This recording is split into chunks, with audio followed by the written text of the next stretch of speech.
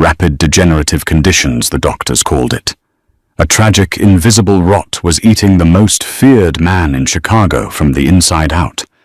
After packing their black leather bags and cashing massive checks, the physicians left him to die. Flora was just the girl who changed his ruined sheets. Looking closely was never part of her job, and caring was certainly not allowed. Yet upon discovering the true nature of his ailment, she realized the deadliest monsters in the syndicate were not the ones carrying guns. The Corvo estate didn't smell like money anymore. It smelled like bleach, stale sweat, and dying. Flora kept her head down, pushing the heavy utility cart across the imported marble floors of the second-floor hallway. The wheels squeaked, a tiny, high-pitched protest in a house that otherwise felt like a mausoleum. Men in tailored suits stood at the ends of the corridors. They didn't speak. They barely breathed. Their hands rested over the subtle bulges in their jackets, their eyes scanning the empty air. They were guarding a corpse that just hadn't stopped breathing yet. Vincent Corvo was 34 years old. 6 months ago, he was a ghost story the city told itself. He owned the ports, the unions, the politicians. Now he couldn't hold a glass of water without his hands violently shaking. She pushed the heavy oak door open to the master suite. The curtains were drawn tight, blocking out the harsh afternoon sun. The room was suffocatingly warm, heavy with the scent of eucalyptus and the metallic tang of illness. "You're late." The voice came from the armchair in the corner. It was a ruin of a voice, raspy and thin, like dry leaves dragged across concrete. Flora parked the cart and reached for her latex gloves. "I'm right on schedule, Mr. Corvo. You've just been awake longer today." She didn't look at him immediately.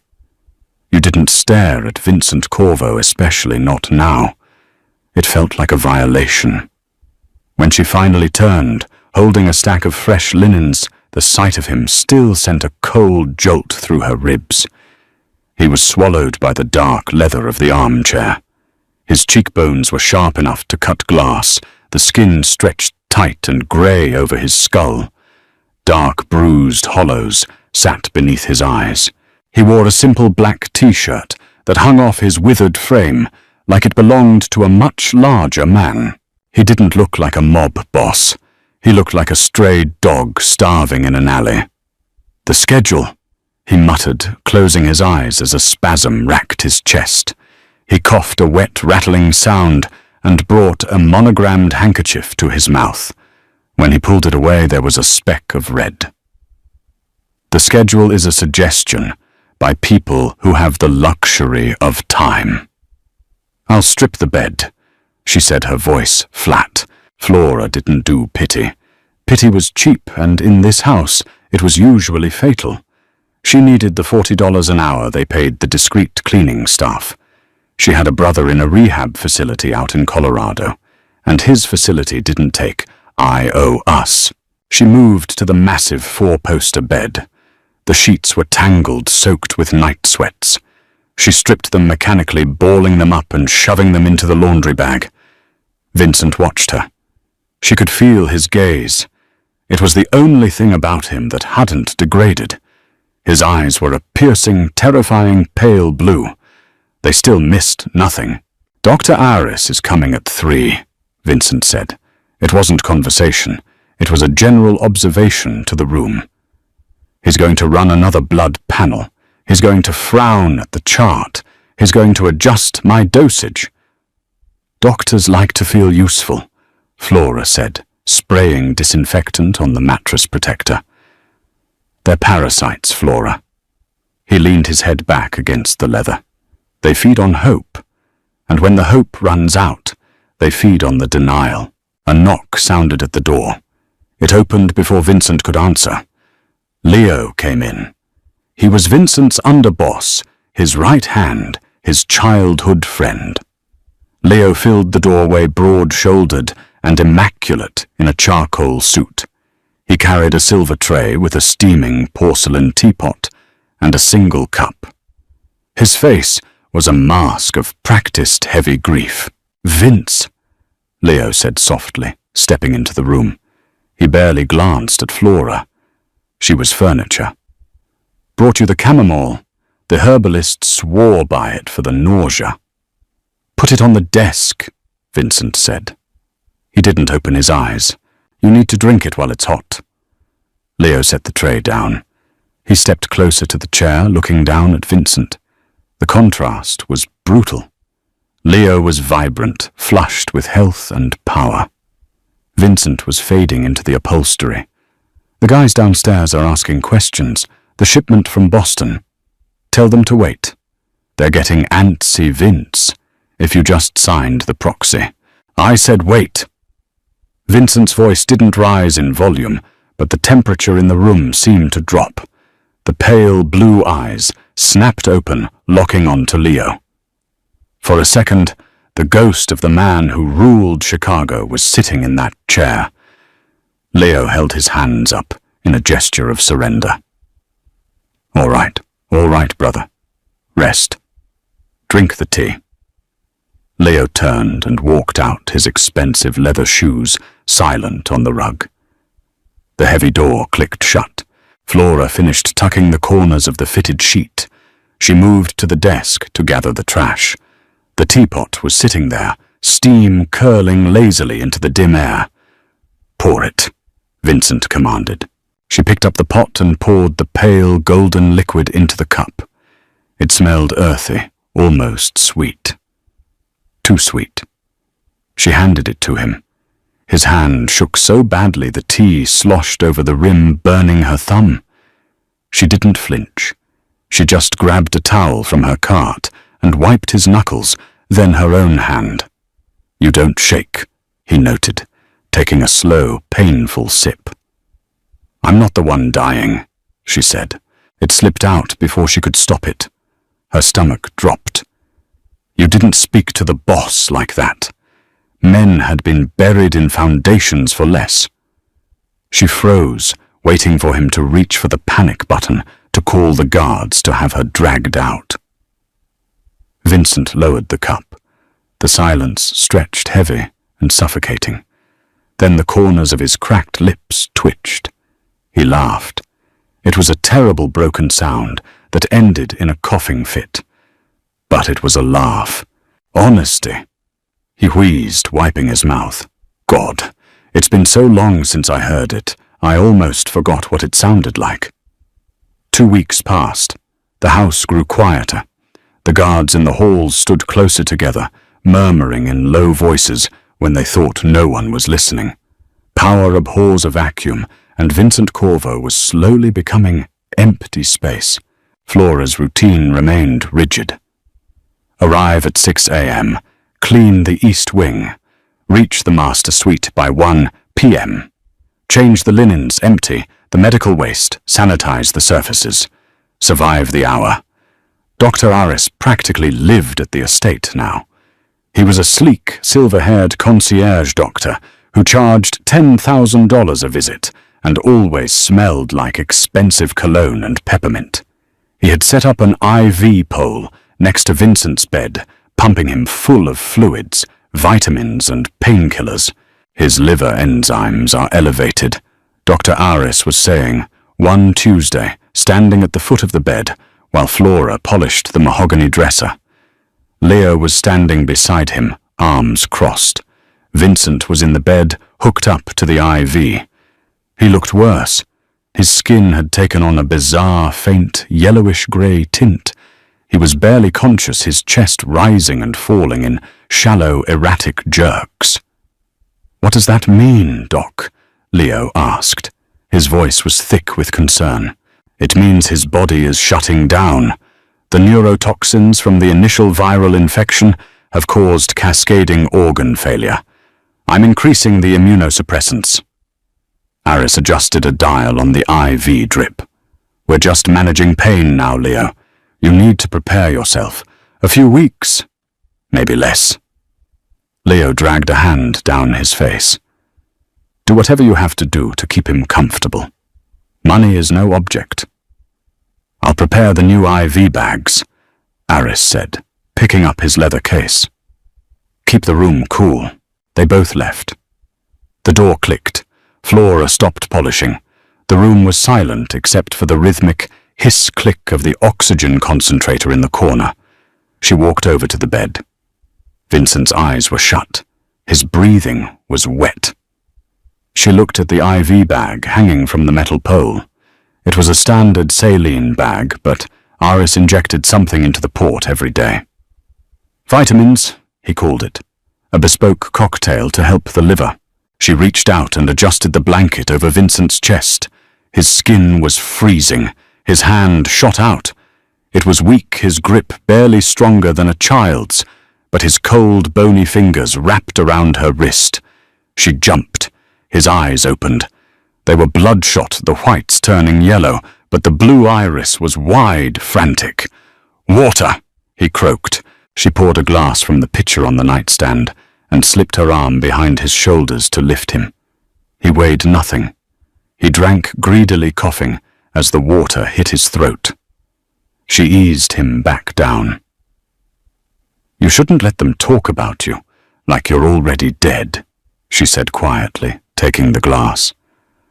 "I am already dead, Flora." His eyes tracked her as she moved to the cart.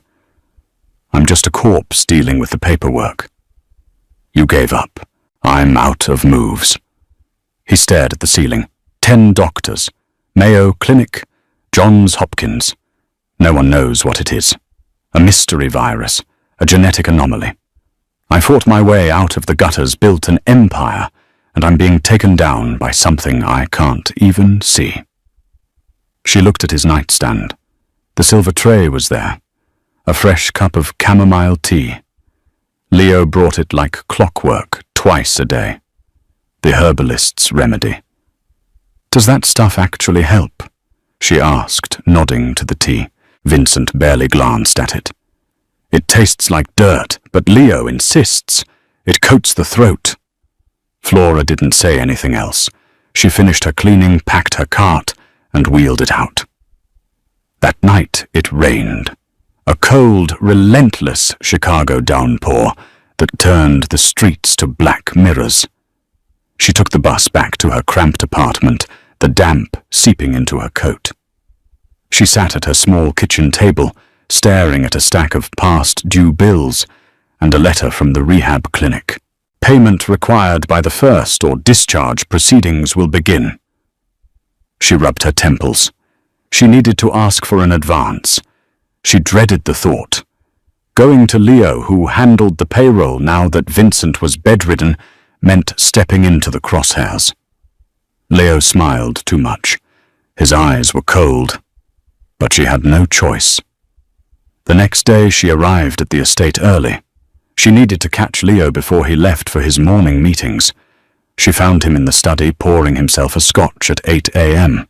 "Flora," he said, looking surprised as she knocked on the open door frame. "To what do I owe the pleasure? I need an advance on my pay, Mr. Rossi. 2,000. I'll work double shifts to pay it off." Leo took a sip of his drink. He leaned against the heavy oak desk, studying her. 2,000. That's a lot of sheets to wash. I have a family emergency. We all have emergencies." He set the glass down. He walked toward her. The space between them vanished too quickly. He stopped just a foot away, looking down. She smelled the scotch on his breath, mixed with mint. "Things are complicated right now, Flora. Vince is... well, you see it. The accounts are locked down. I'm paying for his care out of my own pocket right now, until the lawyers sort out the proxy." It was a lie. She knew it was a lie. The Corvo Syndicate had millions in liquid cash hidden in walls alone. "I understand," she said, keeping her voice level. She took a step back. "Sorry to bother you. Hold on." Leo reached into his pocket. He pulled out a thick money clip, peeling off several crisp $100 bills. He held them out. "Take this. On me. Consider it a bonus for dealing with the Grim Reaper upstairs." She stared at the money. It was exactly 2,000. She hated taking it from him. It felt dirty. But she thought of her brother. She reached out and took the bills. "Thank you," she said. "Just keep doing your job, Flora. Keep things clean, don't ask questions, and we'll get along fine." His smile didn't reach his eyes. She nodded and walked out. Her skin crawled. It happened on a Thursday. Vincent was asleep. The breathing was worse, a wet rattle that echoed off the high ceiling of the master suite. Dr. Aris had come and gone, leaving a fresh all-V bag hanging on the pole, a clear liquid dripping slowly down the line into a vein in Vincent's bruised arm. Flora was emptying the medical waste bin. Dr. Aris usually took the empty vials with him, but he had been in a rush today.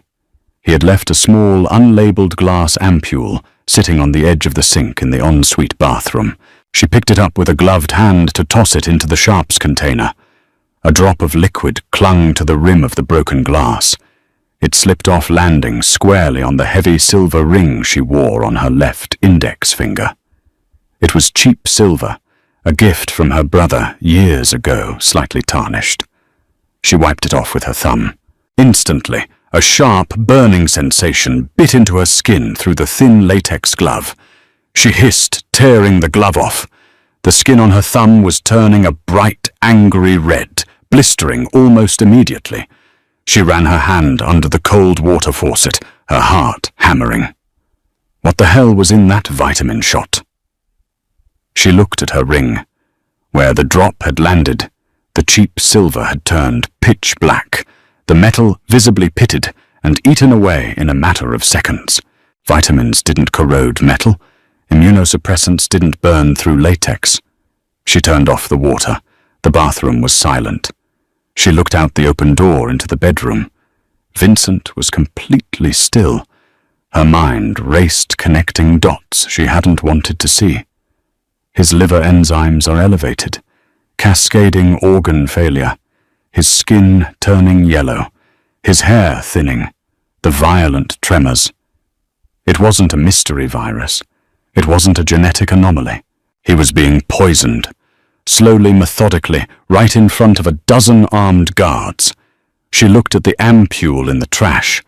Then she walked out to the bedroom and stared at the IV bag slowly dripping into Vincent's arm. Aris. The doctor was poisoning him. Panic flared in her chest. She needed to tell someone. She needed to tell the guards downstairs. No. She stopped in her tracks. The guards worked for Leo. Leo, who brought the tea twice a day. Leo, who was paying the doctor. Leo, who was desperately trying to get Vincent to sign a proxy before he died. If she walked downstairs and told the guards, she wouldn't leave this house alive. She looked at Vincent. He looked dead already. Why should she care? She had her money. Her brother was safe for another month. She was a maid. If the mob wanted to eat itself from the inside out, she should just pack her cartwalk out the front door and never look back. She took a step toward the door. Vincent groaned. It was a weak, pitiful sound. His head rolled on the pillow. He was drowning in his own body, suffocating slowly, while the men who called him brother watched the clock. She cursed under her breath. She walked over to the IV pole. She reached out and clamped the line, stopping the drip. She pulled the needle out of his arm. He didn't even flinch. She pressed a piece of gauze to the puncture wound and taped it down. She grabbed the IV bag off the hook and shoved it into the bottom of her trash bag, burying it under wet paper towels. She replaced it with a bag of pure, sterile saline from the supply closet, hooking it up to a fresh line and securing it to his arm. She was terrified. Her hands shook so badly she almost dropped the tape. She moved to the nightstand. The tea was there, freshly poured. She picked it up. She couldn't just throw it away. Leo would notice. She walked into the bathroom and poured the tea down the drain. She rinsed the cup, leaving just a tiny bit at the bottom, so it looked like it had been drunk. She walked back into the bedroom. Vincent's eyes were open. They were cloudy, but he was staring right at her. "What are you doing?" he whispered. Her heart jumped into her throat. She stood frozen by the bed. "I'm changing your sheets." "You touched the IV." She swallowed hard. The room felt incredibly small. The line was kinked. He stared at her. He was dying, weak, practically immobile, but the sheer force of his presence still demanded truth. She leaned over the bed. She kept her voice so low it barely disturbed the air. "They're killing you," she whispered. "The doctor. Leo. It's not a virus. It's poison. They're dosing your IV and your tea." Vincent didn't gasp. He didn't shout. His eyes just slowly closed. A terrifying, absolute stillness fell over him. For a long second, she thought the shock had literally killed him. Then his chest heaved. A long, ragged breath escaped his lips. When he opened his eyes again, the yellow haze seemed to have receded, just a fraction, replaced by something infinitely more dangerous. The dying stray dog was gone. The boss of the Chicago syndicate was back, trapped in a broken cage. "Can you walk?" she whispered. "No," he rasped. "Legs. Numb. We need to get you out of here. If Eris realizes the IV was swapped, or Leo realizes the tea is going down the drain." "Flora." His voice was barely a breath, but it stopped her. "In the floorboards, under the rug. By the dresser." She looked at the heavy Persian rug. She dropped to her knees, shoving the heavy oak dresser aside an inch enough to pull the rug back. The hardwood floor looked perfectly smooth. She pressed her fingers against the grain. One of the planks shifted slightly. She pried it up. Inside the small cavity was a matte black Glock 19, a thick stack of passports, and a heavy brass key. "Take the gun," Vincent whispered from the bed. She grabbed the cold metal. She had never held a gun in her life. It felt impossibly heavy. "I don't know how to use this," she said, standing up, trying to hide the tremor in her voice. "Point. Pull." He coughed a dry, racking sound. "Lock the door." She ran to the heavy oak door and slid the deadbolt home with a loud clack. "What now?" she asked, backing away from the door, the gun hanging awkwardly in her grip. "Now," Vincent breathed, his eyes fixed on the locked door.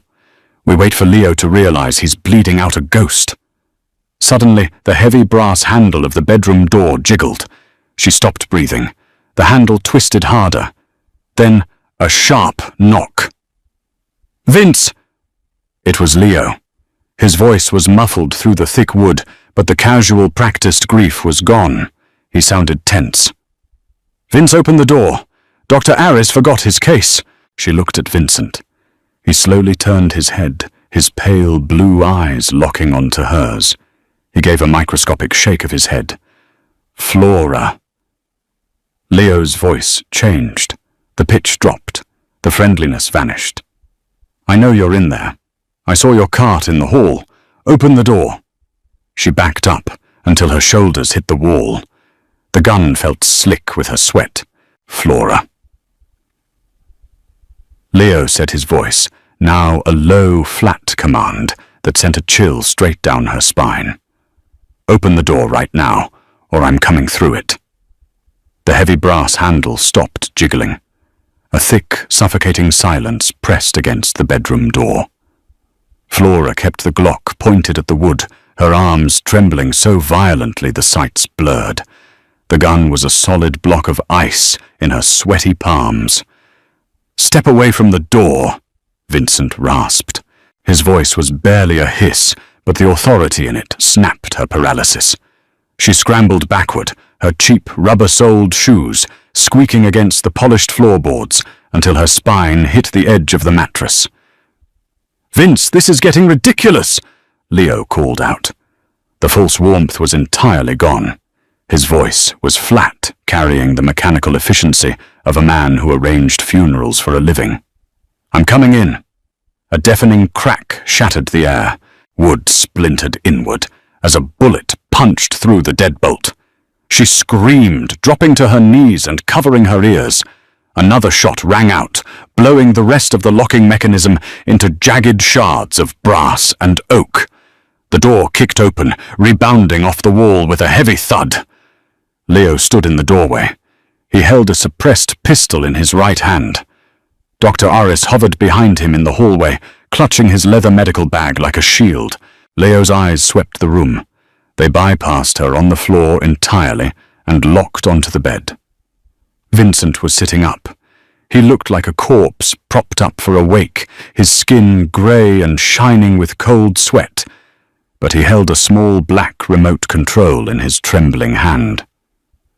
"Take another step, Leo," Vincent said. His voice was a ruined whisper, but it carried across the room. "And I press this." Leo froze. His eyes darted to the remote, then to the corners of the room. He knew this house. He knew the paranoia that built it. "What is that, Vince?" Leo asked, his tone cautious. He didn't lower his gun. "Incendiary charges." Vincent lied. He didn't even blink. "Wired into the oxygen lines in the walls. You step inside and the three of us burn together." It was a bluff. It had to be a bluff. The remote looked exactly like the one that controlled the motorized blinds. But Leo didn't know that, and Vincent's pale, bloodshot eyes were perfectly empty. He looked like a man who had absolutely nothing left to lose. Leo hesitated. That second of doubt was all Vincent needed. "Flora." Vincent commanded, not breaking eye contact with his underboss. "The closet." She scrambled to her feet, keeping her head low. She practically crawled toward the massive walk-in closet on the left side of the room.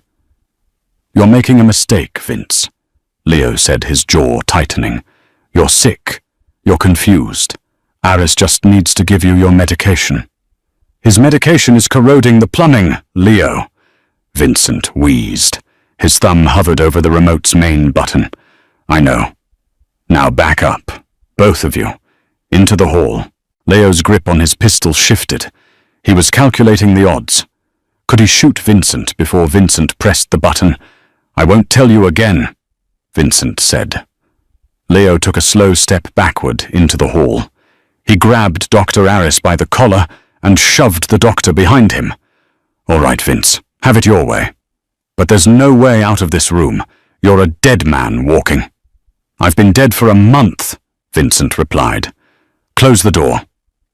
Leo reached out and pulled the splintered door shut. The moment the latch clicked, Vincent dropped the remote. His entire body collapsed against the pillows, a violent coughing fit racking his frail chest. He brought a hand to his mouth, pulling it away, stained with fresh, bright blood. "Help me," he choked out, waving a weak hand toward her. She shoved the gun into the waistband of her scrubs and ran to the bed. She grabbed his arm, pulling it over her shoulder. He smelled like dying flowers and copper. She dragged him upright. He was shockingly light, all bone and loose skin, but hauling dead weight was still a brutal effort. "Where are we going?" she grunted, dragging him toward the closet. Her legs burned with the effort. "Back wall." He panted his feet, dragging uselessly across the carpet. "Behind the shoe racks. Press the panel. Third shelf from the bottom."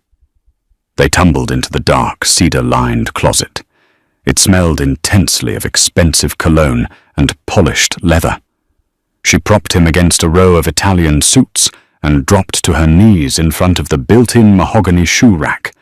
She counted up 3 shelves and pushed hard against the back panel. There was a soft click. The entire heavy shelving unit swung inward on silent hinges, revealing a pitch-black, narrow void between the walls. "Get in," Vincent urged, his head rolling against the hanging suits. She pulled him up again, practically throwing him into the dark space, and scrambled in after him. She grabbed the edge of the shoe rack and pulled it shut just as the main bedroom door was kicked open violently.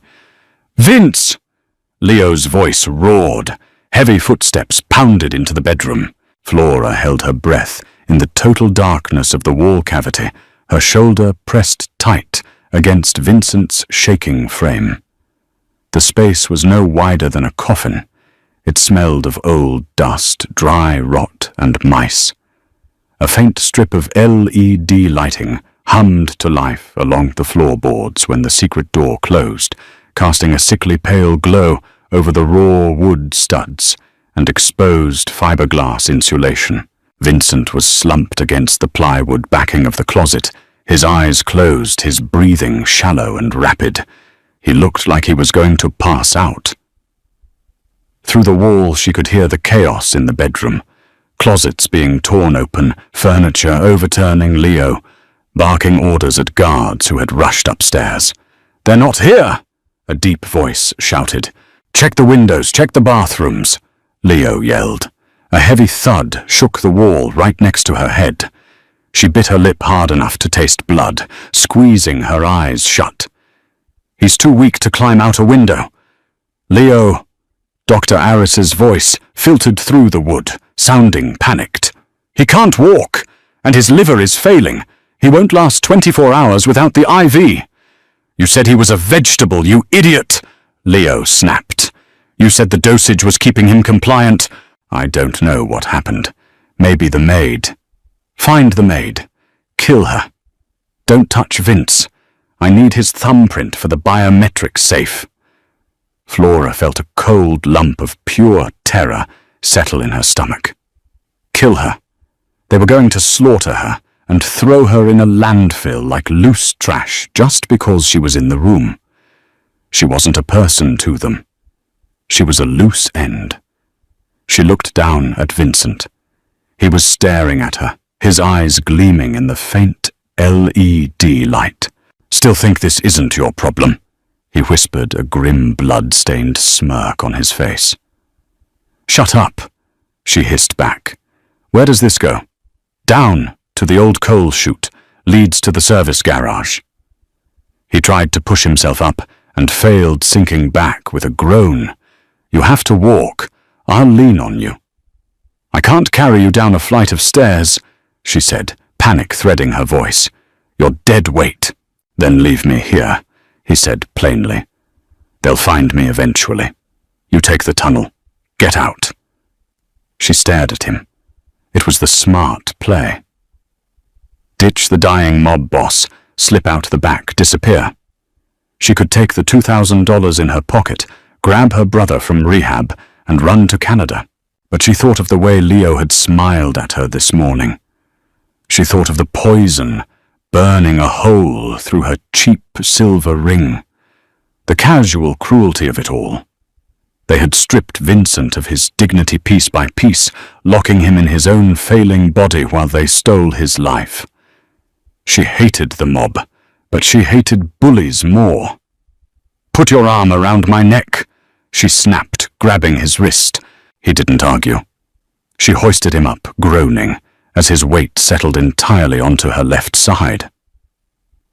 They began to move down the narrow passageway. It was agonizingly slow. The floor slanted downward, turning into a steep, narrow set of wooden stairs built into the bones of the house. Every step was a negotiation with gravity. Vincent's breathing was a wet, ragged rattle in her ear. He was burning up, radiating a feverish heat that soaked through her scrubs. "How long have they been poisoning me?" he asked between gasps, his head lolling against her shoulder. "I don't know," she muttered, focusing on the stairs. "Weeks, months. Dr. Oris was putting something in your IV, and Leo was putting it in your tea." Vincent let out a harsh, bitter sound that might have been a laugh. "The chamomile. My mother used to make that for me when I was a kid. Leo knew that." "Sociopaths are observant," she grunted, taking another step. "He's not a sociopath," Vincent whispered, his voice fading. "He's just greedy. Greed is simpler." They reached the bottom of the stairs. The passage opened up, slightly terminating, at a heavy, iron-reinforced door. The air here was damp, smelling of motor oil and concrete. They were in the basement. The garage, Vincent said. He was slipping. His chin rested heavily on his chest. Open it. She leaned him against the cold concrete wall. She reached into her waistband, gripping the handle of the Glock. She didn't pull it out, but she kept her hand on it as she pressed the heavy iron latch of the door. It swung open with a muted groan. They stepped out into the cavernous underground garage of the Corvo estate. It was dimly lit by fluorescent tubes that buzzed like angry hornets. Several high-end SUVs and luxury sedans sat parked in neat rows. The rain was hammering against the concrete ramp leading up to the street level, a steady driving roar that masked their footsteps. "Which car?" she whispered, looking around frantically. "Can't take... mine," Vincent slurred. He was staring at the floor, fighting to stay conscious. "Trackers. Take the staff car. Grey Honda." She spotted it near the back. A battered, unassuming grey Honda Civic, used by the kitchen staff for grocery runs. It was perfect. She dragged Vincent toward it, ducking behind the massive bulk of a black Escalade as they moved. They were halfway there when a heavy metal door at the far end of the garage slammed open. "I'm telling you, they're not down here." A gruff voice echoed off the concrete. She froze, dragging Vincent down into a crouch behind the rear tire of the Escalade. She peeked around the bumper. 2 guards in dark suits were walking down the ramp from the house, sweeping flashlights across the dark corners of the garage. "Leo says check everything, so we check everything," the second guard replied. He racked the slide of an assault rifle. The sharp metallic clack cut through the sound of the rain. Her heart hammered against her ribs like a trapped bird. They were trapped. There was 30 feet of open concrete between them and the Honda. She looked at Vincent. His eyes were closed. His breathing had stopped being a rattle and had turned into a terrifying, shallow silence. He was dying right here on the garage floor. She pulled the Glock from her waistband. She had never fired a gun. She didn't even know if the safety was on. She looked at the black metal in her hands, feeling entirely out of her depth. She wasn't a killer. She was a maid who washed sheets and scrubbed toilets. The beams of the flashlights swept closer, illuminating the front grille of the Escalade. "Think," she told herself. "Don't panic. Think." She looked around the garage floor. 10 feet away, sitting on a metal utility shelf, was a stack of heavy lead-acid car batteries and a rack of spare tires. She looked at the gun in her hand. She didn't need to shoot the guards. She just needed to give them a reason to look the wrong way. She gripped the gun with both hands. She aimed it not at the men, but at the windshield of a pristine, cherry-red Ferrari parked on the opposite side of the garage directly behind them. She squeezed the trigger. The recoil was a physical blow, snapping her wrists back with brutal force. The gunshot was deafening in the enclosed concrete space, ringing in her ears like a physical pain. Across the garage, the Ferrari's windshield exploded into a million glittering diamonds. The car's alarm instantly began shrieking a high-pitched, piercing wail that filled the entire basement. "Over there!" one of the guards yelled, spinning around and leveling his rifle at the ruined sports car. Both men sprinted away from the guns raised, moving toward the noise. It was her only chance. She grabbed Vincent by the collar of his shirt and dragged him across the open concrete. He groaned in pain, his shoes scraping loudly, but the wailing car alarm drowned out the noise.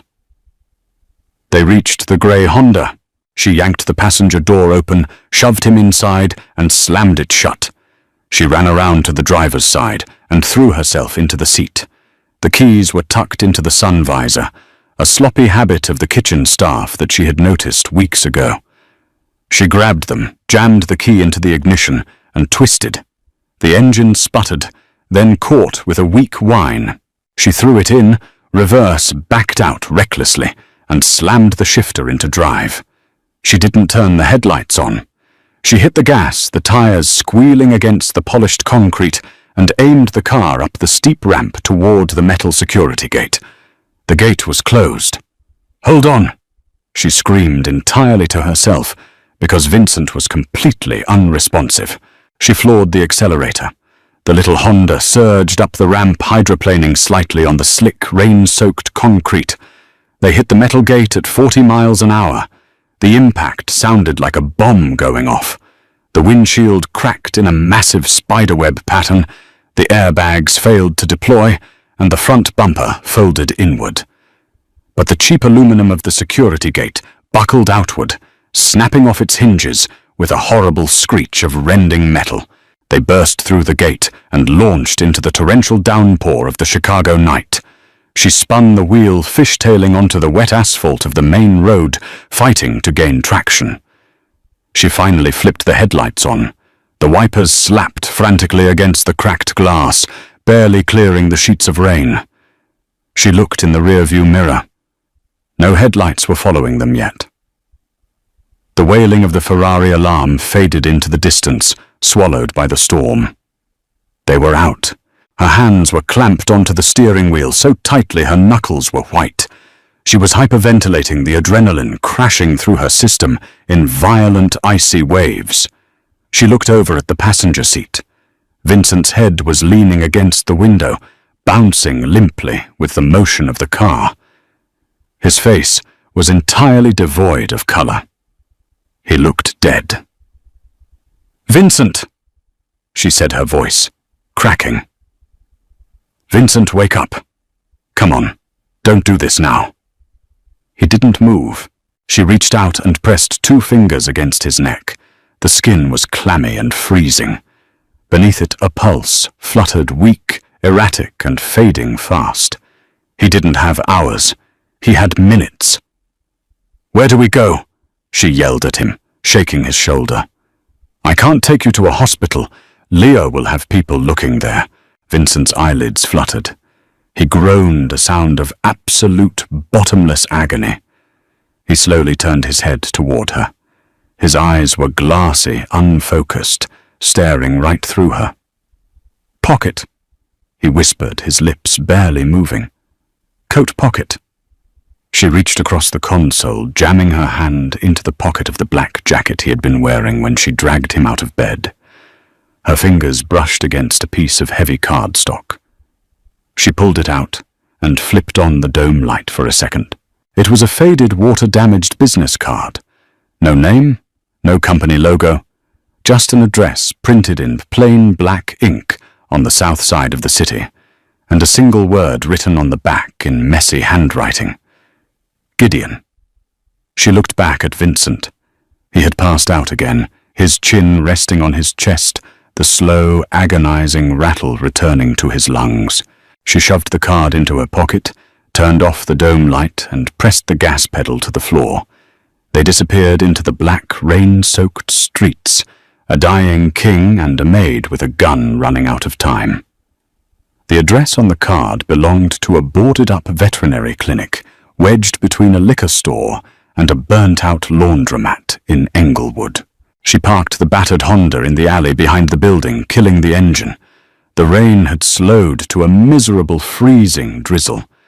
She stared at the peeling paint on the steel back door, then at the dying man in her passenger seat.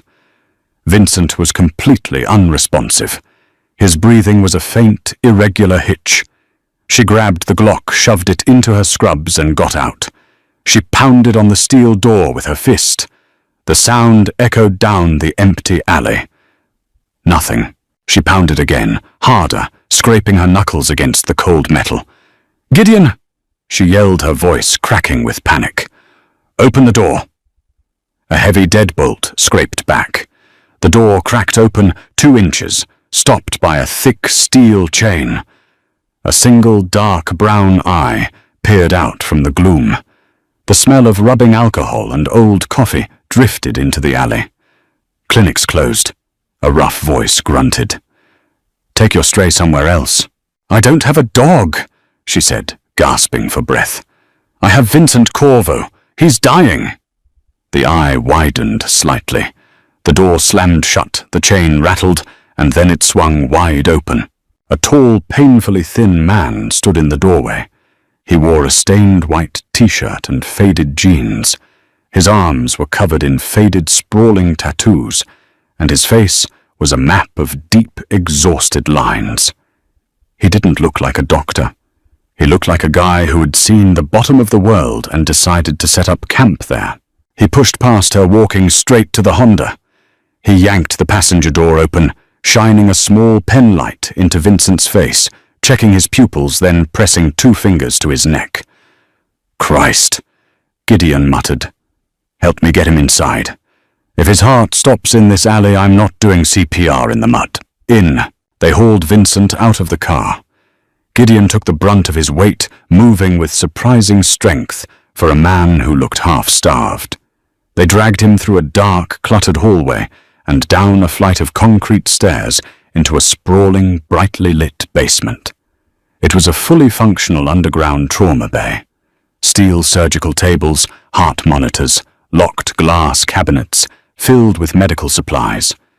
It was impeccably clean, a stark contrast to the decaying building above. "On the table," Gideon ordered.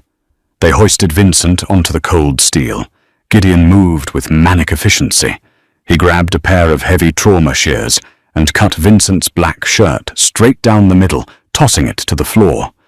Vincent's torso was a terrifying landscape of prominent ribs and deep yellow-purple bruising. Gideon hooked him up to a monitor. The machine immediately began emitting a fast, erratic, and terrifyingly faint beep. "What happened?" Gideon asked, plunging a thick needle into Vincent's left arm to start an IV line. "They were poisoning him," Flora said, wrapping her arms around herself to stop shaking. "His doctor, his underboss. I think they were putting it in his IV and in his tea." Gideon paused, looking at the dark, inflamed veins tracking up Vincent's arms. He grabbed a small flashlight and opened Vincent's mouth, examining his gums. Then he looked at Vincent's thinning hair. "Thallium," Gideon said grimly. "Heavy metal, tasteless, colorless, rat poison, basically. The mob's favorite toy in the 70s. It mimics potassium, so the body just absorbs it right into the nervous system. Shuts down the organs one by one. Can you fix him? Fix him." Gideon let out a humorless laugh, hanging a bag of clear fluid on a hook above the table. "He's got enough heavy metal in his blood to build a Buick. His liver is the size of a walnut. He's crashing." Gideon turned to a cabinet and pulled out a large glass vial of dark blue liquid. "Prussian blue," he said, drawing the liquid into a massive syringe.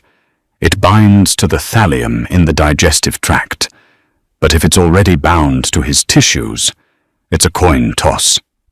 He injected the blue liquid into Vincent's IV port. Then he turned to her. "Who are you?" "Flora. I clean his house." Gideon stared at her for a long, heavy second. He looked at the cheap wet scrubs she was wearing and the heavy outline of the Glock weighing down her waistband. "A maid," he said, shaking his head slowly. "Vince Corvo survives a dozen cartel hits, and his life comes down to a maid with a stolen gun." "All right, Flora. Grab those blankets. We have to bring his core temperature up. Then we wait."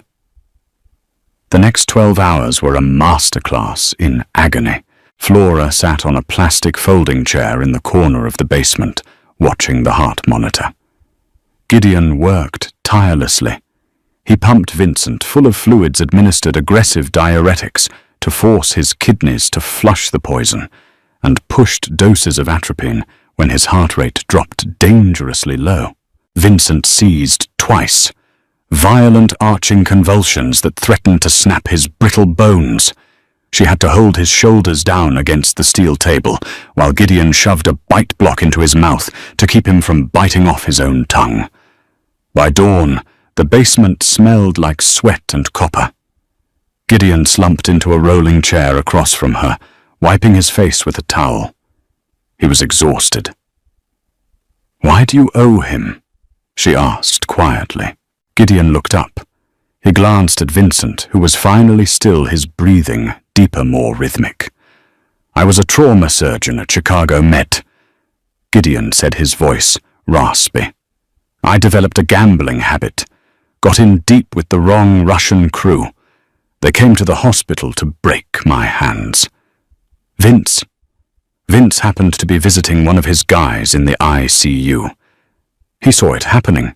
He paid my debt. Told me my hands were too useful to be broken." Gideon nodded toward the table. "He's a ruthless bastard, Flora. He's killed men. He's ruined lives. But he respects a skill, and he honors a debt. In his world, that makes him a saint." She looked at Vincent. His face was still pale, but the horrifying, waxy grayness had receded slightly. The monitor beeped with a steady, reassuring rhythm. "Is he going to live?" she asked. "The thallium levels are dropping," Gideon said. "The Prussian blue is working, but he's weak. He'll need weeks of dialysis to fully clear his kidneys. He won't be running any marathons." "He doesn't need to run," a voice rasped from the table. She jumped. Gideon spun his chair around. Vincent's eyes were open. They were bloodshot and exhausted, but the terrifying fog of the poison had lifted. The pale blue irises were sharp, completely lucid, and burning with a quiet, lethal intensity. "He just needs to stand," Vincent whispered. 3 days passed in the underground clinic. The transformation was slow but undeniable. Once the poison stopped dripping into his veins, Vincent's body, fueled by sheer, stubborn rage, began to claw its way back to life. Gideon disconnected the heart monitor on the second day. By the third day, Vincent was sitting up on the edge of the steel table, drinking black coffee and eating dry toast. He still looked skeletal. His skin hung loosely on his frame, and his hands shook violently when he tried to hold the mug. But the dying animal in his eyes was gone. The King of Chicago had woken up. Flora stayed. She didn't mean to. Every morning she told herself she would take the Honda and leave. But she had seen the local news on a small TV Gideon kept in the corner. An unfortunate accident at the Corvo estate. A rogue Maid had snapped, shooting a guard and fleeing the scene. Leo was offering a $50,000 reward for information leading to her arrest. She was a ghost now, too. "You should have left me in the closet," Vincent said on the third night. He was sitting in an old leather armchair Gideon had dragged down from the upstairs office. He was wearing a clean grey sweatsuit Gideon had provided. She was sitting on the rolling stool, wrapping a fresh, warm bandage over the bruised IV site on his hand. "And let Leo win." She tied off the bandage. "I don't like Leo. He smiles like a shark." Vincent looked down at his trembling hand. He clenched it into a fist, forcing the tremor to stop for a fleeting second. "He was my brother," Vincent said. The words carried a heavy, dragging weight. It was the first time she heard genuine sorrow in his voice. "We grew up in the same foster home, starved together, bled together. I gave him half my city. It wasn't enough. It's never enough for guys like that," she said. "He wanted the crown." "He wanted the safety of the crown," Vincent corrected, looking up at her. "Leo is a coward at heart. He thought poisoning me slowly was cleaner than putting a bullet in the back of my head. He wanted nature to take the blame." Vincent leaned forward. His pale blue eyes searched her face. There was no pretense between them. They had crossed the threshold of employer and employee hours ago, somewhere between the second seizure and the flight from the garage. "Why did you do it, Flora?" he asked. "You needed the money. You told Leo you had a family emergency. You could have walked away, kept your head down, and collected your paycheck. Why risk your life for a dying criminal?" She looked away. She thought of her brother shivering in a rehab bed in Colorado, fighting his own poison. "Because I know what it looks like when someone is slowly killing themselves," she said softly. and I know what it looks like when someone else is doing it to them. You were fighting. Even when you couldn't move, you were fighting.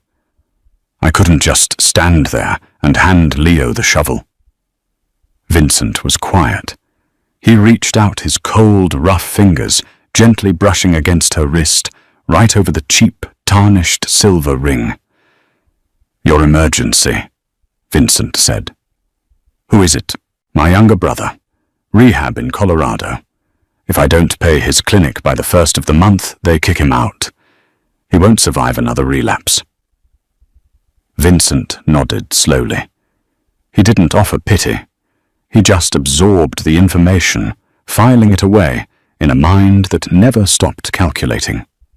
"Pass me the phone," he said, gesturing to a burner cell Gideon had left on the table. She handed it to him. He dialed a number from memory. His hand shook, but his voice, when someone answered, was cold and steady as a glacier. "Percival," Vincent said. A pause. Even across the room, she could hear the sharp intake of breath through the receiver. "Yeah, it's me." Vincent continued, his lips curling into a dark, terrifying smile. "Cancel the flowers. I'm not in the coffin yet. I need you down at the docks. Bring the loyalists. Anyone who took $1 from Leo in the last month, put a bullet in their knee. I'll be there in 2 hours." He hung up and tossed the phone onto the table. He looked at her, pushing himself up from the chair. His legs trembled, and he had to lean heavily on the armrest, but he stood tall.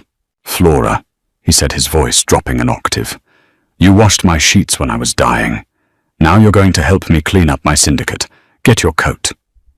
The back room of the Venezia Social Club was heavy with cigar smoke and the smell of expensive whiskey. It was Friday night.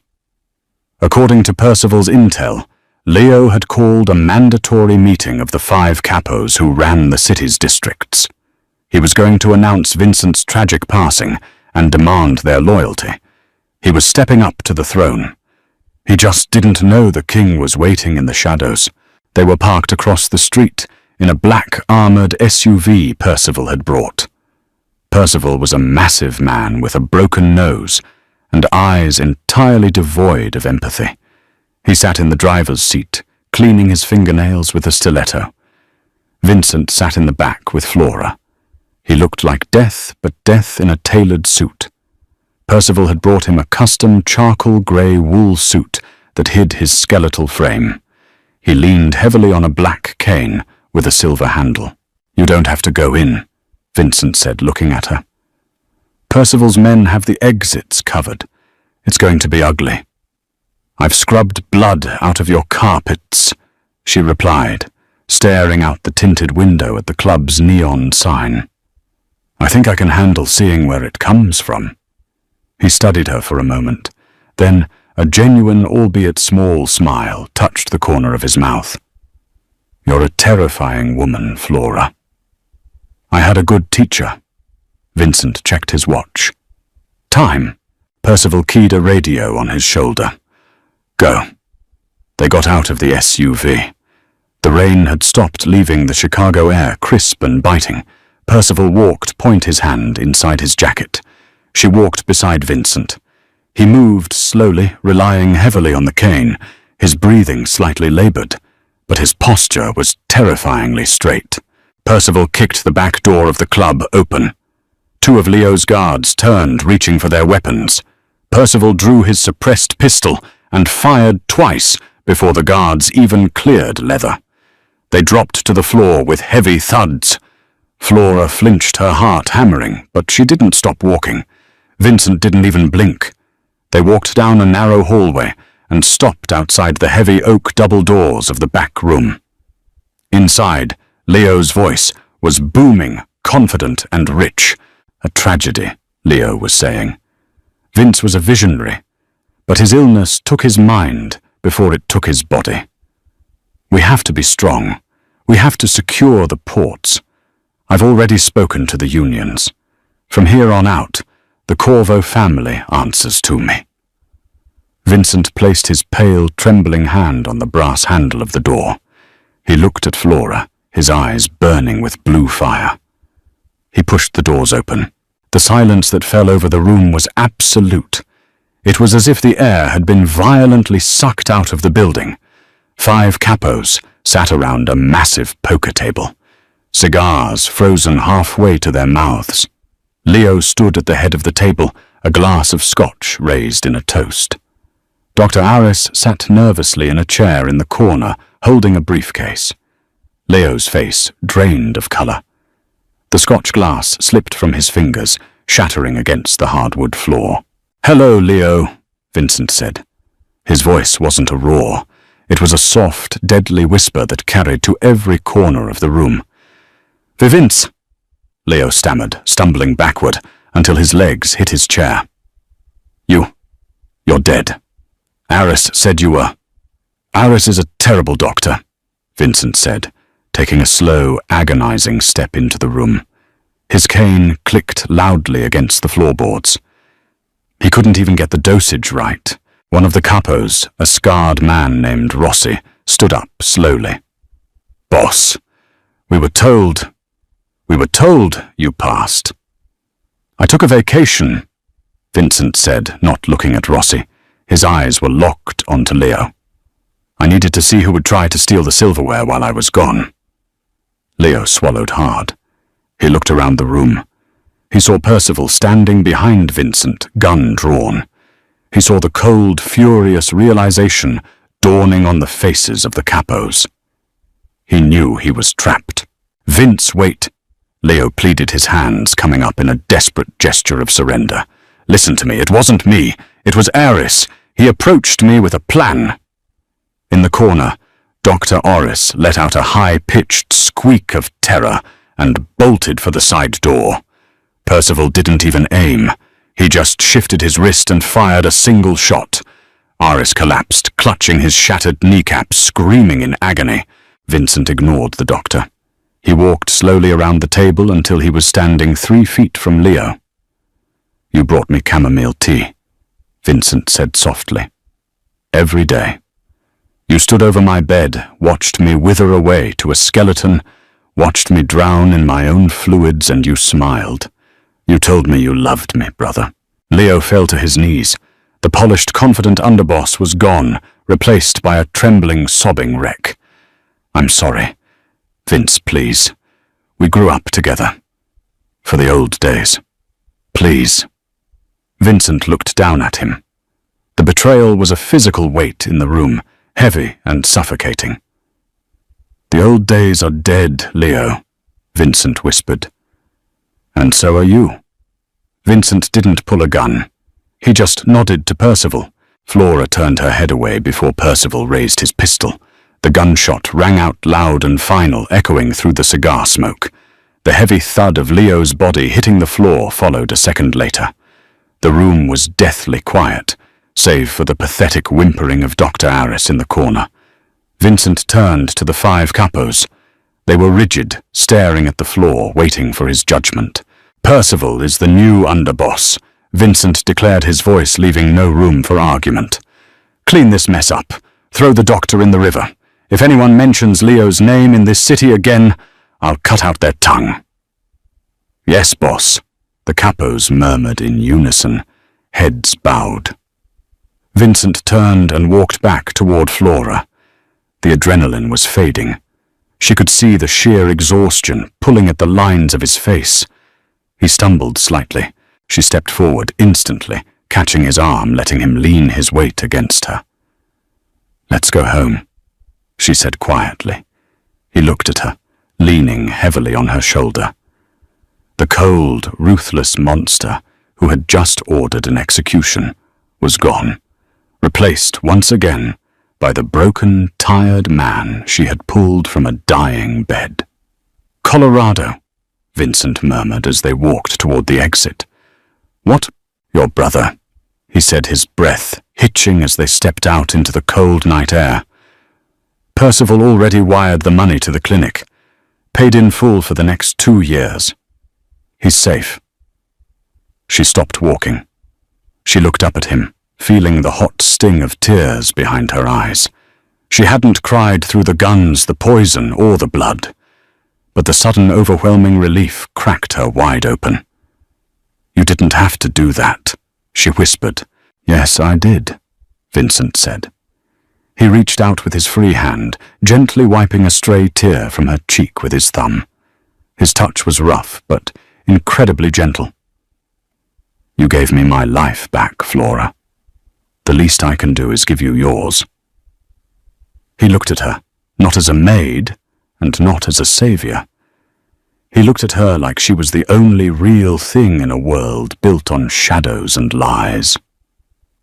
Now, he said, the ghost of a smirk returning to his lips, I believe you still owe me a clean set of sheets.